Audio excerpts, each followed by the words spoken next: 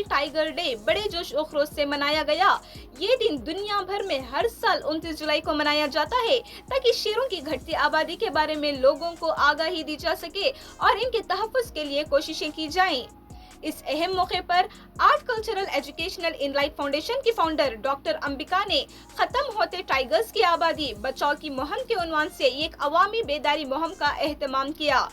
تقریب میں ماحولیاتی تحفظ، جنگلاتی حیات اور شیروں کی اہمیت پر خاص زور دیا گیا۔ پروگرام کی خاص بات یہ تھی کہ 150 سے زیادہ بچوں نے شیر کی شکل میں کپڑے پہن کر ڈانس، ڈرامے، تصویری نمائش اور پینٹنگز کے ذریعے ایک خوبصورت پیغام دیا۔ اس موقع پر کئی اہم شخصیات موجود رہیں، جن میں retired forest officer Naga Bhushan, ایکتا سما اخبار کے ایڈیٹر پدما ناگراج، ایکٹر اور producer Gandasi Sadananda Swamy, all India radio کے سینئر جرنلسٹ شانتا کماری اور Nataraj, wild life photographer Shiv Kumar, سبھی شخصیات اس موقع پر موجود تھیں۔ تقریب میں ماحولیات سے جڑے سماجی کارکن، اساتذہ، طلبہ و طالبات اور عام شہریوں نے بھی بھرپور شرکت کی۔